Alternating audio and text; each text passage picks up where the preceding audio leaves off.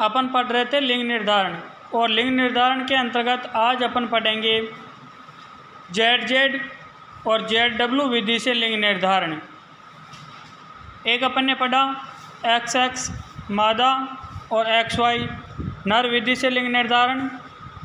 इसके अलावा अपन ने देखा था XX नर और X0 मादा प्रकार की विधि से लिंग निर्धारण।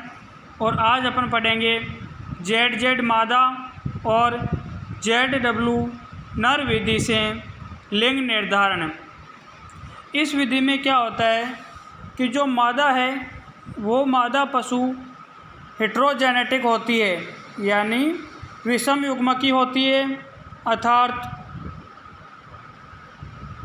मादा में Z व W दो प्रकार के युग्मक पाए जाते हैं,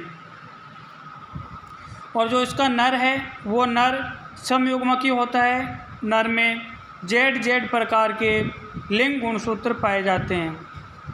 तो ZZ नर और ZW मादा विधि से लिंग निर्धारण।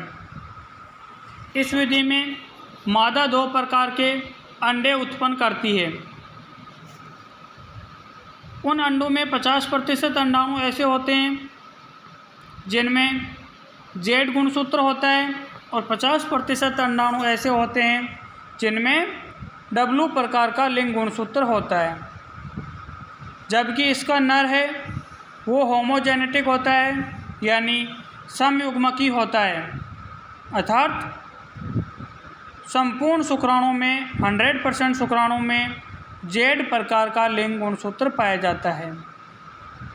50-50% नर युग्मक बनेंगे, लेकिन दोनों प्रकार के नर युग्मकों में लिंग गुणसूत्र है वो समान होगा, Z प्रकार का लिंग गुणसूत्र होगा। तो नर से एक प्रकार के युग्मक बनते हैं, जबकि मादा से दो प्रकार के युग्मकों का निर्माण होता है। अब अपन ZZ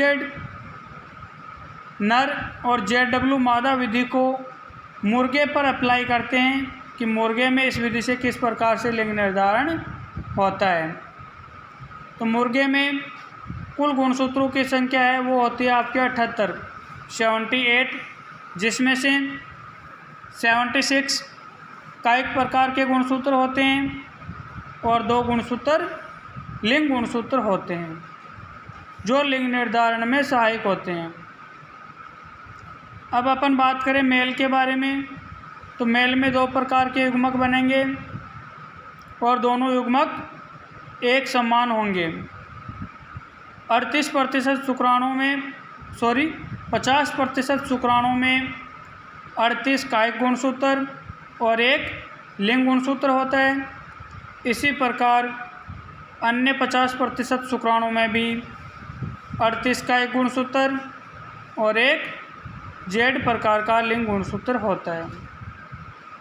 जबकि मादा में 38 जोड़ी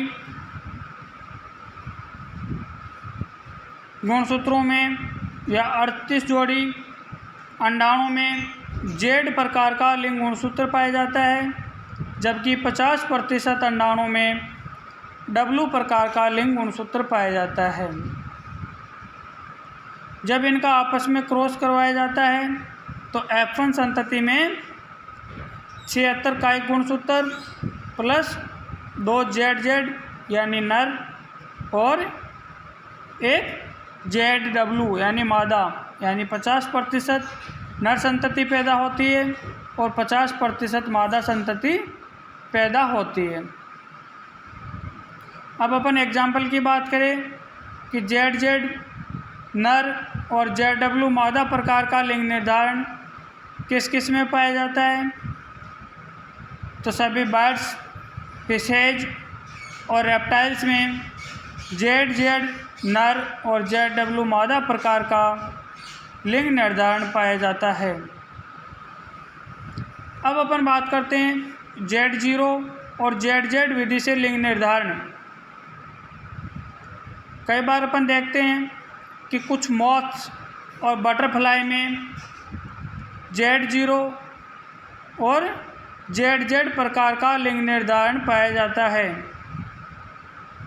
इसमें क्या होता है कि जो मेल है उसमें ZZ प्रकार के लिंग गुणसूत्र पाए जाते हैं और जो फीमेल है उसमें Z0 प्रकार के लिंग गुणसूत्र पाए जाते हैं।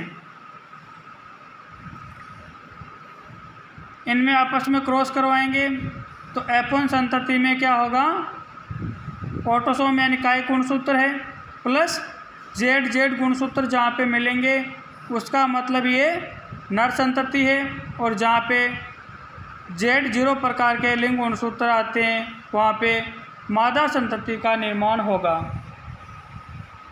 अर्थात अपन कह सकते हैं कि नर से दो एक समान युग्मक बनते हैं, यानी नर से दो प्रकार के एक जैसे ही युग्मक बनते हैं, और मादा में 50% अंडाणु है वो Z गुणसूत्र युक्त होते हैं और 50% अंडाणु Z गुणसूत्र रहित होते हैं। अर्थात Z0 और ZZ विधि के बारे में अपन बात करें तो नर में समयुग्मजीय अवस्था में होता है, लेकिन मादा में विषमयुग्मजीय अवस्था में होता है। इसके एग्जाम्पल हो जाएंगे आपके मॉथ्स और बटरफ्लाई। जितने भी मॉथ्स है, समुद्री कीड़े जीव जंतु है, और बटरफ्लाई वगैरह है, इनमें ZZ नर और ZW मादा प्रकार का लिंग निर्धारण पाया जाता है। तो आज अपन ने लिंग निर्धारण की दो विधियों के बारे में बात की, ZZ नर और ZW मादा विधि तथा ZZ नर और Z0 मादा विधि के बारे में अपन ने, या लिंग निर्धारण की इन दो विधियों के बारे में अपन ने पढ़ लिया है। नेक्स्ट क्लास में अपन नेक्स्ट विधि के बारे में चर्चा करेंगे।